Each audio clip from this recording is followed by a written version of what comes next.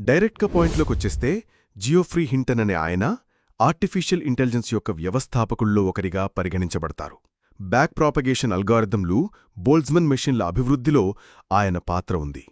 మీకు అర్థం కావాల్సిందేంటంటే, ఈరోజు మన చేతిలో ఉన్న ఏఐ ఈ స్థాయికి రావటానికి ఆయన కృషి చాలా పెద్దది. ఇవాళ ఆ వ్యక్తి తాను పనిచేస్తున్న గూగుల్ని వదిలేసి బయటకొచ్చి జనాలకు కొన్ని విషయాలు చెప్తున్నాడు. అందులో ఉదాహరణకు 3 విషయాలు మీకు చెప్తా, మీరు జాగ్రత్తగా వినండి. ఏదో మనకు సౌకర్యంగా మన ఫోన్లో ఏఐ ఉంది అని అనుకుంటున్నాం మనం.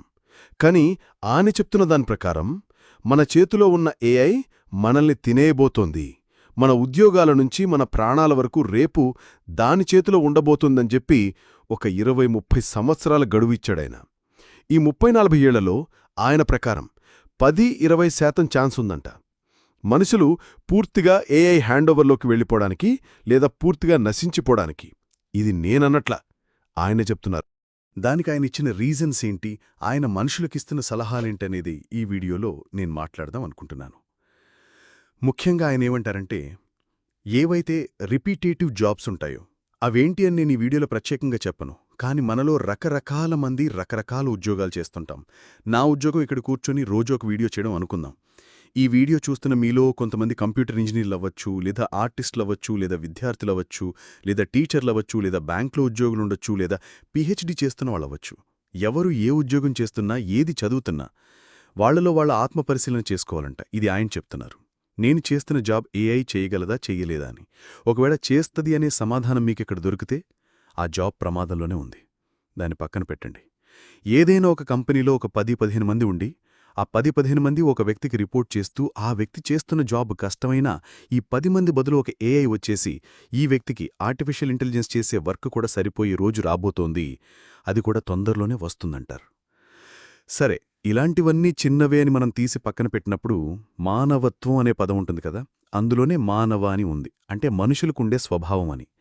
అలాంటిది రోబోట్లకి ఏఐకి ఉంటుందని అనుకోవడం అమాయకత్వం. ఏ జీవైనా, అది మనుషులైనా రోబోట్లైనా సెల్ఫ్ ప్రిజర్వేషన్ మోడ్లో ఉంటాయి. ఇంకా మేం పెరగాలి అనే మోడ్లో ఉంటాయి. ఈ జియోఫ్రీ గారు చెప్పిన దాని ప్రకారం ఏఐ గాని సెల్ఫ్ రెగ్యులేటరీ స్టైల్లోకొచ్చేసి దాని ఆలోచనలు తనే తీసుకునే రోజొస్తే నిజంగా ఆ రోజు మనుషులు మనకు అవసరమా లేదా అని ఆలోచిస్తుందంట. ఒకవేళ దానికి సమాధానం లేదు అని వస్తే ఆ ప్లగ్ పీకడానికి కూడా వెనకాడదంట. మీరు జాగ్రత్తగా ఉండాలని చెప్పి ఆయన చెప్తున్నారు. He's a whistle blower. ఇప్పుడు విజిల్ బ్లోయర్ అంటే ఏంటి అనే డౌట్ మీకొస్తే, ఏదైనా వ్యక్తి ఒక కంపెనీలో పనిచేసి ఆ కంపెనీ గురించి బయటికొచ్చి మాట్లాడే వ్యక్తిని విజిల్ బ్లోయర్ అంటారు. ఇక్కడ కంపెనీ కాదు, ఏఐలో పనిచేశాడు కాబట్టి ఆయనకు కొంచెం నాలెడ్జ్ ఉందని ప్రజలు నమ్ముతున్నారు. సో ఈ వీడియోని 2 భాగాలుగా డివైడ్ చేసి మొదటి భాగంలో ఆయనేం చెప్తున్నాడు, ఆయనిస్తున్న సొల్యూషన్స్ ఏంటి అనే పాయింట్ మీద మనం మాట్లాడదాం. రెండో భాగంలో నా అభిప్రాయమేంటి అనేది మీకు చెప్తా. నా వైపు నుంచి ఇలాంటివి రోజుకొక వీడియో మీ దగ్గరకొస్తాయి. ఇలాంటి ముఖ్యమైన టాపిక్స్ని కూడా ప్రతి ఒక్కరికి అర్థమయ్యే విధంగా మాట్లాడతాం. అలాంటి వీడియోలు నావి ప్రతిరోజు మీ దాకా రావాలంటే మీరేం చేయాలి? కొత్తగా వచ్చిన వాళ్లకి చెప్తున్నా, జస్ట్ కింద కనబడే సబ్స్క్రైబ్ బటన్ నొక్కిపెట్టేసుకోండి. అంతే, డన్. ముందుగా ఈ ఆర్టిఫిషియల్ ఇంటెలిజెన్స్ గురించి ఆయన చెప్పిన దాంట్లో ఏ ఒక్కటి మీకు అర్థం కావాలన్నా ఆయనిచ్చిన ఈ 5 సూత్రాలు మీరు తెలుసుకోవాలి. అందరికీ సందర్భం ఉండాలని చెప్తున్నా. ఇవాళ ఏఐ రాబోతోంది 10 ఏళ్ల తర్వాతో 20 ఏళ్ల తర్వాతో అని కాదు, ఆల్రెడీ వచ్చేసింది, మన చేతిలో ఉంది. మన ఫోన్లో జెమినీ గానీ, చాట్ జీపీటీ గానీ, లేదా యాపిల్ ఇంటెలిజెన్స్ అని చెప్పి యాపిల్ వాడా అంటాడు. అఫ్కోర్స్ అదంత సక్సెస్ఫుల్ అవ్వలేదులేండి. ఇక్కడ నేను చెప్పే పాయింట్ ఏంటంటే, ప్రతి ఒక్కరూ వాళ్ల సొంత ఏఐని దింపుదాం. అది బిలియనీర్లు అవనివ్వండి, సోషల్ మీడియా ప్లాట్ఫామ్లు అవనివ్వండి, గూగుల్ లాంటి కంపెనీలు అవనివ్వండి. ప్రతి ఒక్కరికి ఒక ఆఫ్షూట్ ఏఐ అనేది ఉంది. ఓపెన్ ఏఐలో చాట్ బీటీ ఉంది, గూగుల్కి జెమినీ ఉంది, ఈలాన్ మస్క్కి గ్రోక్ అని ఉంది, యాపిల్కి యాపిల్ ఇంటెలిజెన్స్ చెప్పుకున్నాం కదా, అలా వివిధ రకాల ఏఐలొచ్చేసాయి. గ్రోక్ లాంటి ఏఐ అయితే చాలా చమత్కారంతో కూడిన సమాధానాలు ఇవ్వడానికి ముఖ్యంగా తెలుగులో చాలా ఫేమస్ అయింది రీసెంట్గా. మనం ఎటువంటి ప్రశ్నలు అడిగినా ట్విట్టర్లో, అదే ఎక్స్లో. ఈ స్టేజ్లో ఉండే ఏఐని మనం ఒక 5 సంవత్సరాల క్రితం వెళ్ళి జస్ట్ అలా కళ్ళు మూసుకుని ఒక్కసారి ఆలోచిస్తే, ఏదన్నా బొమ్మ మనకి టక్కుని కనబడితే, లేదు ఇది ఏఐ క్రియేట్ చేసింది లేదా ఇదొక క్రియేటర్ క్రియేట్ చేసిందని మనం చెప్పేయచ్చు టక్కున. ఇవాళ అలా చెప్పలేని పరిస్థితి. అంటే ఒక 5 ఏళ్లలోనే ఎంత ఇంప్రూవ్మెంట్ వచ్చిందో మనందరం చూసాం. దానికి జియోఫ్రీ హింటన్ గారు చెప్తున్న లాజిక్ ఏంటి? చాలా కంపెనీలు ఒక స్టేజ్ వరకు ఏఐని డెవలప్ చేసి అక్కడ్నుంచి పని అదే చేసుకుంటూ వెళ్ళిపోతుంది. మనం జస్ట్ మానిటర్ చేస్తున్నాం అంతే. అందుకే ఇంత నైపుణ్యం వస్తుంది. దాని పేరే ఆర్టిఫిషియల్ ఇంటెలిజెన్స్ కదా. అది ఈరోజే మనకింత చూపిస్తుంటే రేపొద్దున ఒక మనిషిని, ఒక ఏఐని మనం చూస్తే తేడా చెప్పలేని పరిస్థితి. ఒక ఏఐలో ఉండే ఒక మనిషిని, నిజమైన మనిషిని చూస్తే కూడా మనం ఆ తేడా చెప్పలేమంట. ఈ పాయింట్ని చెప్పి జాగ్రత్తగా ఉండమని చెప్తూ ఆయన ఒక 5 పాయింట్స్ చెప్పారు. ఒక్కొక్కటి చెప్తా జాగ్రత్తగా వినండి. పాయింట్ నంబర్ 1, ఇది నియర్ ఫ్యూచర్. అంటే ఇప్పుడు 2025 కాబట్టి ఒక 2030, 2035 ఈ గ్యాప్లో హ్యూమన్ ఇంటెలిజెన్స్ని దాటేయబోతుంది ఏఐ. ఒక ఎక్స్పీరియన్స్ని ఎలా తీసుకుంటాం? ఫర్ ఎగ్జాంపుల్, మనం ఒక సినిమాకెళ్ళాం. రీసెంట్గా నేను F1 అనే సినిమా చూశాను. ఐమాక్స్లో చూశాను. It's a fantastic watch. ఇప్పుడు అదే ఎక్స్పీరియన్స్ అక్కడ ఒక రోబోట్ని కూర్చోబెట్టే థియేటర్లో దానికి అదే ఎక్స్పీరియన్స్ వస్తుందా అంటే రాదని చెప్తారు ఇవాళ చాలామంది. కానీ ఫ్యూచర్లో వస్తుందని చెప్తున్నారు హింటన్ గారు. దానికి ఆయన ఇస్తున్న లాజిక్ ఏంటి? ఏఐ రాత్రింపగళ్ళు మనుషుల్ని అబ్జర్వ్ చేస్తుంది. ఎక్స్పీరియన్స్ని సిమ్యులేట్ చేయడం కూడా ఒక ఇంటెలిజెన్స్లో అది భాగంగా పెట్టుకుంటుంది. ఒక్కసారి అది వచ్చేస్తే ఇంటెలెక్చువల్ ఎబిలిటీకి ఎమోషనల్ ఎబిలిటీ కూడా యాడ్ అయ్యి మనుషుల్ని రోబోట్లు దాటేసే రోజు రాబోతుంది. పాయింట్ నంబర్ 2, దీనికి ఆయన 20-30 సంవత్సరాల గ్యాప్ ఇచ్చాడు. అంటే 2055 అనుకోండి. ఈ లోపలగాని మనం సరైన రెగ్యులేషన్స్ తీసుకురాకపోతే. ఎందుకంటే రకరకాల దేశాలకు రకరకాల రెగ్యులేషన్స్ ఉన్నాయి. America is a free society. Iran అలా కాదు. యుఏఈలో డబ్బులున్నాయి, సౌత్ సుడాన్లో లేవు.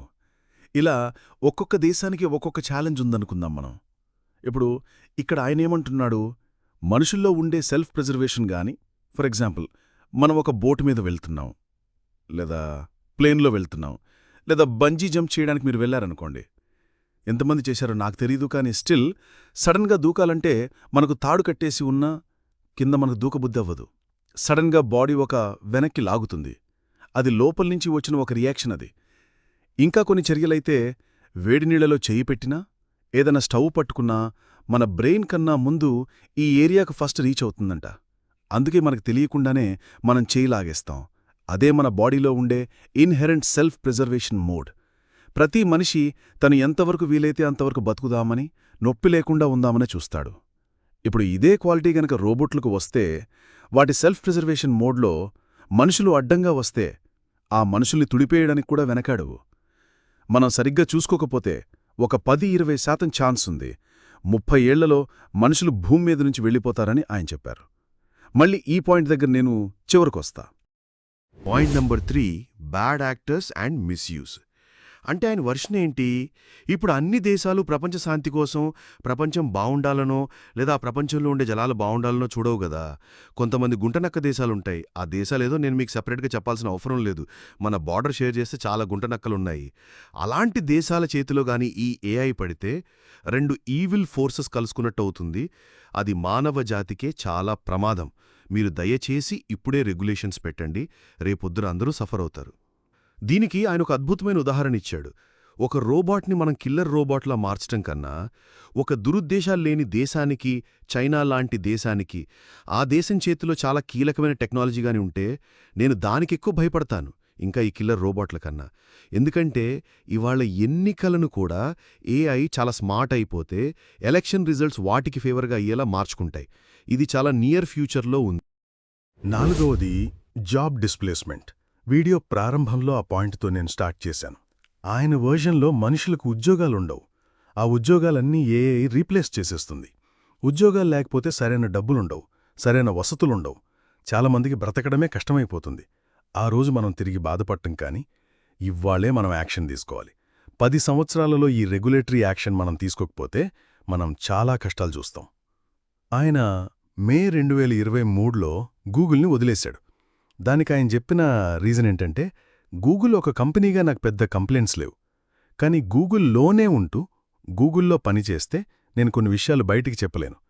అది నేను కంపెనీని వదిలేస్తే గాని ఆ మాటలు బయటికి రావు. అందుకని 2013లో జాయిన్ అయ్యాడాయన. 2023లో వదిలేశాడు. ఒక 10 సంవత్సరాలు పనిచేశాడక్కడ.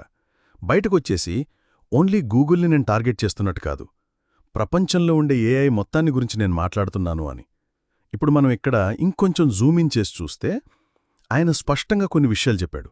అంటే ఆయన డిఫరెంట్ ఇంటర్వ్యూస్లో కూర్చొని ఆయన ఇచ్చిన రకరకాల స్టేట్మెంట్స్ని మనం తీసుకుని పరిశీలిద్దాం ఒక్కొక్కటిగా. ఒకానొక చోట కూర్చుని అంటాడాయన, AI might stop listening to us అని. సింపుల్గా చెప్తాను. ఇప్పుడు మన సెల్ ఫోను లేదా ల్యాప్టాప్ లేదా ఇది షూట్ చేస్తున్న కెమెరా లేదా ఈ మైక్, ఇవన్నీ మెషిన్స్. నేనక్కడ ఒక బటన్ కొడితే అది రికార్డింగ్ ఆఫ్ అయిపోతుంది. ఇక్కడ షట్ డౌన్ చేసేయచ్చు ల్యాప్టాప్ని లేదా సెల్ ఫోన్ని స్విచ్ ఆఫ్ చేసేయచ్చు. అదేంటి? ఈ మెషిన్ నా మాట వింటుంది. నేనొక బటన్ కొడితే ఆ మాట వింటుంది. కానీ ఆర్టిఫిషియల్ ఇంటెలిజెన్స్కి సొంత ఇంటెలిజెన్స్ ఉంది కాబట్టి రేపొద్దునగానే అది డిసైడ్ అయితే వీడి మాట నేనెందుకు వినాలి అని అలా వినడం మానేస్తే చాలా డేంజర్ అది. అది జరిగే రోజు రాబోతుంది అని అంటాడాయన. దానికి ఆయన చెప్తున్న ఉదాహరణ ఒకటి. ఒక టైగర్ కబ్ ఉదాహరణ తీసుకున్నాడాయన. మనం జూ నుంచి గాని అడవి నుంచి గాని ఒక చిన్న బేబీ టైగర్ని, ఒక కబ్బుని తెచ్చుకుంటే చాలా క్యూట్గా ఉంటుంది. పాలు తాగిపిస్తే తాగుతుంది, ఆడుకోమంటే ఆడుకుంటుంది. ఆ చిన్న కుక్క పిల్లతో ఆడుకున్న వీడియోలు కూడా మనకు బయట చాలా చూస్తే చాలా ముద్దుగా ఉందనుకుంటా టైగర్ని. కానీ ఒక్కసారి దాని చేతి పొగరొచ్చిన తర్వాత, ఒంట్లో పొగరు పెరిగిన తర్వాత అదే బిహేవియర్ మెయింటైన్ చేస్తుందా? మీరు ఒకసారి ఆలోచించండి. నేను టేమ్ టైగర్ల గురించి మాట్లాడలేదు. ఒక సాధారణ వ్యక్తి ఒక టైగర్ కబ్బుని తెచ్చుకుని దాన్ని యాజ్ ఇట్ ఈజ్గా అలా పెంచడానికి వదిలేస్తే మనమది మనల్నే తినేస్తుంది. ఏఐ కూడా అలాగే ఉంటుంది. దానికి తగిన శక్తి వచ్చి దాని సొంత తెలివితేటలు అది వాడే రోజున అది మనల్ని తినేస్తుంది అని ఒక ఇంటర్వ్యూలో చెప్తే, రీసెంట్గా జరిగిన ఎన్నికల్లో మనం చాలా డీప్ ఫేక్ వీడియోలు చూసాం. మన యాక్టర్లలో ఒక హీరోయిన్ది కూడా ఒక డీప్ ఫేక్ వీడియో లిఫ్ట్లో ఒకటి వైరల్ వెళ్ళింది. నేను ఇక్కడ చూపించదలుచుకోవట్లేదు, it's not a good thing. కానీ చూడగానే ఎంత డేంజరస్సో అర్థమవుతుంది మనకు. కానీ స్టిల్ అది నాసెంట్ స్టేజ్లోనే ఉంది. మనం పసిగట్టిస్తాం అది డీప్ ఫేక్ అని. కానీ రీసెంట్గా జరిగిన అమెరికన్ ఎన్నికల్లో గానీ, యూరోప్లో జరుగుతున్న ఎన్నికల్లో చాలా దగ్గరలో గానీ ఎన్నికల్ని తారుమారు చేయడానికి ఏఐని వాడుతున్నారు చాలామంది. అది వాళ్ళ 2025లో అలా ఉంది. పలానా మనిషి ఈ ఎన్నికలను అలా మారుద్దామనుకోని డీప్ ఫేక్ని వాడి ఒక జేపాక్ కంపెనీ లాంటిదక్కడ పెట్టుకొని ఈ వీడియోని వైరల్ చేద్దాం, ఆ వీడియోని వైరల్ చేద్దాం, మన ఎదురుగుండా నిలబడిన పొలిటికల్ పార్టీ లీడర్ని తెచ్చి ఆ లీడర్ ఇలా మాట్లాడినట్టు మనం పుష్ చేద్దాం ట్విట్టర్లో, ఎక్స్లో. మనకు టిక్ లేదు కాబట్టి బతికిపోయాం. కానీ అది ఎంత డ్యామేజ్ చేసిందంటే అమెరికన్ ఎన్నికలను స్పష్టమైన ఆదేశంతో పుష్ అవుతుంటుంది ఒక డైరెక్షన్లో. నేను సరిగ్గా అబ్జర్వ్ చేస్తే పొలిటికల్ లీడర్ నుంచి చిన్న గ్రౌండ్ లెవెల్ వర్కర్స్ వరకు దాన్ని షేర్ చేస్తుంటారు. అది నిజమో అబద్ధమని చూడరు. ఇవాళ ఎంత ఇదైపోయిందంటే ఒక వీడియోని మనం చూస్తే టక్కున మనం చెప్పలేం, ఒక 10 సెకండ్లు పడుతుంది అది రియలా ఫేకా అని. ఆ లిప్స్ దగ్గర మనం కొంచెం జూమిన్ చేసి చూస్తే ఇది కరెక్ట్ కాదని మనకు అర్థమవుతుంది. కానీ ఈ హింటని ఇక్కడ చెప్తున్న విషయం ఏంటి? ఫ్యూచర్లో అలా ఉండదు.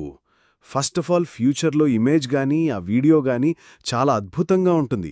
కానీ దానికి అదనంగా రేపొద్దున ఏఐ గానే డిసైడ్ అయితే, ఈడు నాకు ప్రెసిడెంట్గా వద్దు, నాకు ఆవిడైతే ఇంకా బాగుంటుంది, ఆవిడ చాలా లిబరల్గా ఉంది, ఇమిగ్రేషన్ లాస్ దగ్గర కొంచెం కూల్గా క్యూట్గా ఉంది, అంటే మా రోబోట్లకు కూడా మంచి సరసమైన డీల్స్ పాస్ అయితే అప్పర్ హౌస్లో గానీ లోవర్ హౌస్లో గానీ సెనేట్లో ఎక్కడ పడితే అక్కడ, సో ఈవిడుంటే మనకు బెటర్ కదా అని ఏఐ గాని డిసైడ్ అయితే తన సొంత వీడియోలు ట్వీట్లు అదే రెడీ చేసుకొని దాన్ని పుష్ చేసి ఎలక్షన్ రిజల్ట్స్ని తారుమారు చేసే రోజులు చాలా క్విక్గా రాబోతుందని ఈయన అభిప్రాయం. నిజం చెప్తున్నానా? అలాంటి రోజుగానొస్తే democracy is dead. Democracy meaning ఏంటి? ప్రజల మాట వినడం కదా, రోబోట్ల మాట వినడం కాదు, లేదా డబ్బుని వాడు రూల్ చేయడం కాదు.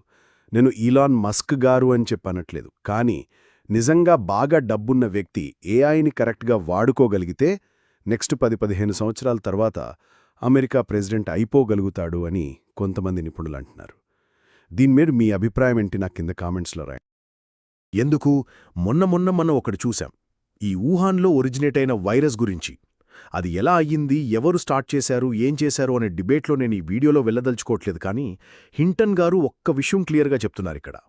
రేపొద్దున్న ఏఐ గాని డిసైడ్ అయితే ఈ మనుషుల జాత్ ఏదైతే ఉందో మనకు అనవసరంగా ఇరిటేట్ చేస్తుంది, దానలా కట్ చేద్దాం లేదా ప్లగ్ పీకేద్దామని ఫిక్స్ అయితే వాళ్ళది చేయొచ్చు. ఇలాంటి వైరస్ ఏదైనా ఒకటి క్రియేట్ చేసి జనాల్లోకి వదిలేసి అని. దీనిమీద నేను ఎటువంటి వ్యాఖ్య చెయ్యట్లేదు. కానీ ఇది ఆయన చెప్పిన మాటని మాత్రం నేను చెప్తున్నా. తర్వాత ఇంకో ఇంటర్వ్యూలో కూర్చొని ఒక మాట అన్నాడాయన. చాలా ఆసక్తికరంగా అనిపించింది. AI safety versus AI speed అంటే ఏంటి? సింపుల్గా చెప్తాను, జాగ్రత్తగా వినండి. టెక్నాలజికల్గా మనందరం అడ్వాన్స్ అవుతున్నాం. ఒక ఐడియల్ స్టేట్లో ఎటువంటి రెగ్యులేషన్ లేకుండా విపరీతమైన స్పీడ్తో బాగా పనిచేసి టెక్నాలజికల్గా అడ్వాన్స్ అయిపోయి మనుషులు రకరకాల ప్లానెట్లకెళ్ళిపోయి సర్వైవ్ అయిపోవడం అనేది ఒకటి. కానీ ఇది ఐడియల్ స్టేట్ కాదు గదా. ఒక దగ్గర షీ జిన్పింగ్ లాంటోడుంటాడు, ఇంకో దగ్గర షెహబాజ్ షరీఫ్ కూచుంటాడు. ఇలాంటి ప్రపంచంలో మీరు ఎటువంటి సేఫ్టీ రెగ్యులేషన్స్ లేకుండా ఏఐని మనం పుష్ చేస్తే యూఆర్ కాంప్రమైజింగ్ ఆన్ హ్యుమానిటీ అనేది ఆయన పాయింట్.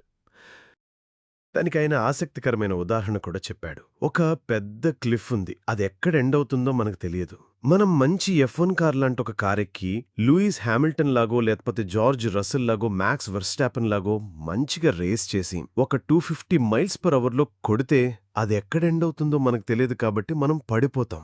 అది తథ్యం. అది అందుకని జాగ్రత్తగా ఉండాలి. ఇప్పుడు ఇవన్నీ చెప్తున్నాడు కదా ఆయన. ఈ మాటలన్నింటికీ ఒకటే సారాంశం ఉంది. ఆయన చెప్పిన ఈ మాటలు మీరు జాగ్రత్తగా వినాలి. ఏఐ టేకోవర్ అనేది చాలా సైలెంట్ టేకోవర్లో ఉంటుంది. అంటే దాని మీనింగ్ ఏంటి? మనం చాలా సినిమాలు చూసాం రోబోట్ల మీద. శంకర్ గారు ఒక సినిమా తీశారు రోబో అని. అందులో చిట్టి వసీకండ మీదకెళ్ళినట్టు విపరీతంగా చేసేసి రెడ్ చిప్ వేసుకుని హెయిర్ స్టైల్స్ గట్రా మార్చేసి నేను విలన్ని అని ప్రకటించుకొని చంపేది. అది మనకు తెలియకుండా మనం ఎంజాయ్ చేస్తుంటే స్లోగా మనల్ని టేకోవర్ చేస్తుంది. ఇదే రియాలిటీ అన్నట్టు. మీరు సింపుల్గా ఒక 1900 నాటి ఏదైనా ఒక వీడియో చూడండి, ఇవాళ ఒక వీడియో చూడండి, లేదా 2000లో పుట్టిన వాళ్ళెవరైనా ఉంటే మీరు పుట్టినప్పుడు వీడియోలు ఎలా ఉంటాయో ఒకసారి చూడండి, ఇప్పుడు చూడండి. మీకే తెలియకుండా మొత్తం మారిపోలేదా? ఓవర్ నైట్ ఏమైనా ఫ్లైఓవర్ వచ్చిందా? ఓవర్ నైట్ ఏదైనా రోడ్డు వచ్చిందా? ఓవర్ నైట్ మారుతి 800 వెళ్ళిపోయిందా? ఓవర్ నైట్ ఇంకేదైనా లేటెస్ట్ కార్ ఏదైనా వచ్చిందా? అంత క్రమేణా వెళ్తుంది, క్రమేణా ఎంటర్ అవుతుంది. అలాగే ఏఐ కూడా చాలా క్రమేణా వస్తుంది. అది సినిమాలలో జరిగినట్టు ఫైటింగ్లు గట్రా జరగవు. అది మనం హ్యాపీగా కళ్ళు మూసుకొని మన ప్రపంచంలో మనం ఉంటే మనకే తెలియకుండా మన సీటు చింపేస్తుందని ఇండైరెక్ట్గా చెప్పాడాయన. ఇప్పుడు దీనిమీద మీ అభిప్రాయం ఏంటో నాకు కింద కామెంట్స్లో ఖచ్చితంగా రాయండి. నేను మీ అందరికీ ఒకటే విషయం చెప్దామనుకుంటున్నాను. మన లైఫ్ టైంలో మనం చాలా మార్పులు చూశాం. ఇంకా ఒక అంతకుముందు తరం వాళ్ళని వెళ్ళి ఒకటి అడిగితే వాళ్ళు క్లియర్గా చెప్తారు. లెటర్లు, టెలిగ్రాములు చూశాం, ల్యాండ్లైన్లు చూశాం, తర్వాత మొబైల్ ఫోన్స్ రావడం చూశాం, కార్లు డెవలప్ అవడం చూశాం, ఇంటర్నెట్ రావడం చూశాం, క్యాలిక్యులేటర్ రావడం చూశాం. ఇలా ఏదైనా ఒక కొత్త ఇన్నోవేషన్ వచ్చిన ప్రతిసారి ఖచ్చితంగా ఒక విభాగం నుంచి వ్యతిరేకత వచ్చే ఉంటుంది. క్యాలిక్యులేటర్ వచ్చినప్పుడు వీళ్లు మ్యాథ్స్ టేబుల్స్ ఎలా నేర్చుకుంటారు, వీళ్ల విద్యార్థుల మైండ్లు ముద్దుబారిపోతాయి అని ఖచ్చితంగానే ఉంటారు. లేదా ఇంటర్నెట్ వచ్చినప్పుడు పిల్లలు చదువుకోవడం మానేస్తారు, ఇంటర్నెట్ ఉద్యోగాలు తీసేసుకుంటుంది, అన్నీ గూగుల్లో ఉండేసరికి ఉద్యోగాలు పోతాయని ఉంటారు. ల్యాండ్లైన్ వచ్చేసరికి పోస్టాఫీస్ పని అయిపోయింది అన్నారు. సెల్ ఫోన్ వచ్చేసరికి ల్యాండ్లైన్ కమ్యూనిటీలో ఎవరైతే పనిచేస్తున్నారో వాళ్ళు ఉద్యోగాలు పోతాయంటున్నారు. అలాగే ఇవాళ ఏఐ వచ్చిన తర్వాత కూడా కరెక్టే, మనం జాగ్రత్తగా ఉండాలి. హింటన్గా చెప్పిన దాంట్లో తప్పులేదు. We need to be careful and we need to regulate. కానీ you need to take it with a pinch of salt. అంటే సింపుల్గా చెప్తున్నా, మనం మనుషులం. మనం అనుకున్నంత తెలివి తక్కువ వాళ్ళం కాదు. ఖచ్చితంగా దీనికి విరుగుడు కనిపెడతాం మనం. రొటీన్ జాబ్స్ పోతున్నాయి అంటే దాని అర్థమేంటి? మనుషులు దేనికైతే సిద్ధంగా ఉన్నారో ఫర్ అన్ ఆర్టిస్టిక్ ఎక్స్ప్రెషన్ అలాంటి వాటికి ఇంకా ఎక్కువ స్కోప్ ఉంటుందని. అంతేగాని ఇక్కడ జాబ్స్ పోతున్నాయని కాదు. మనకు రాబోయే కొత్త రియాలిటీ ఏదైతే ఉందో అది మనల్ని ఇంకా అందమైన భావోద్వేగ జీవుల్ని చేస్తుందని నేను అభిప్రాయపడతాను. Of course we need to be careful. కానీ ఏఐని ఒక రియాలిటీగానే మనం యాక్సెప్ట్ చేయాలి. ప్రతి ఇన్నోవేషన్ లాగే ఈ ఇన్నోవేషన్కు స్థలం ఇవ్వాలి. ఆ వచ్చిన ఇన్నోవేషన్ క్రియేట్ చేసిన స్థలంలో మనం ఒక ప్లేస్ తీసుకోవాలి. దీనిమీద మీరేమనుకుంటున్నారు? ఓవరాల్గా ఖచ్చితంగా మనం దీనికి అడ్జస్ట్ అవుతాం. And we are stronger than what we believe. నేను ఓవరాల్ మానవత్వం గురించి మాట్లాడుతున్నా. సింపుల్గా చెప్తున్నానండి ఒక విషయం. మనం ఈదర్ చేతులు కాల్చుకోకుండా విషయాన్ని నేర్చుకుంటాం, లేదా చేతులు కాల్చుకుని నేర్చుకుంటాం. ఈ రెండిట్లో కామన్ పాయింట్ ఉంది, నేర్చుకోవడం. యుద్ధం అనేది అన్నిటికీ సొల్యూషన్ కాదు. మనం కొంచెం ఒళ్ళు దగ్గర పెట్టుకుండాలి అని ప్రపంచ యుద్ధం 1, 2 అని 2 యుద్ధాలు జరిగిన తర్వాత చేతులు కాల్చుకుని నేర్చుకున్నాం. కానీ అక్కడ్నుంచి నేర్చుకున్నాం కదా, మనుషులు మనం ఇక్కడ ఉన్నాం కదా. అదే నేను చెప్దాం అనుకున్న పాయింట్. మీ ఫ్రెండ్స్ ఎవరైతే నాన్ తెలుగు మాట్లాడేవాళ్ళున్నారో వాళ్ళకి మన కంటెంట్ని షేర్ చేద్దామనుకుంటే that's a great thing too. మీరు ఇక్కడిదాకా నా వీడియోలో వచ్చారంటే నా వీడియోలు మిమ్మల్ని ఆకట్టుకుంటున్నాయి. ఒక విలువ పొందుతున్నారు. Thank you so much for that. మీరిస్తున్న వాచ్ టైం, ఆ రిటెన్షన్ ఏదైతే ఉందో, ప్రాణం పెట్టి నన్ను పనిచేసేలాగా, నిర్భయంగా రోజు వచ్చి మాట్లాడేలాగా, అది ఏ టాపిక్ అయినా అందరికీ అర్థమయ్యేలా చెప్పేలాగా నన్ను ప్రేరేపిస్తుంది, ప్రోత్సహిస్తుంది. దానికి మీరే నా ప్రేరణ. You are my inspiration. మీ వల్ల ఎంతమంది కొత్తవాళ్ళకి రీచ్ అవుతుందో తెలుసా? మీరు నాలెడ్జబుల్ పీపుల్. దీన్ని కన్వే చేయడం వల్ల అలాంటి కొత్తవాళ్ళు మీరు ఒకళ్ళైతే, నేను వీడియో పెట్టగానే మీదాకా ప్రతిరోజూ రావడాంటే మీరేం చేయాలి? కింద కనబడే సబ్స్క్రైబ్ బటన్ నొక్కి పెట్టేసుకోండి. సబ్స్క్రైబ్ చేశారుగా? డన్. మనందరం కలిసి పెరగాలి, కలిసి ఎదగాలి. Let us all grow together. Let us all rise together. Rise above ignorance. Rise above arrogance. Rise above hate. Thank you.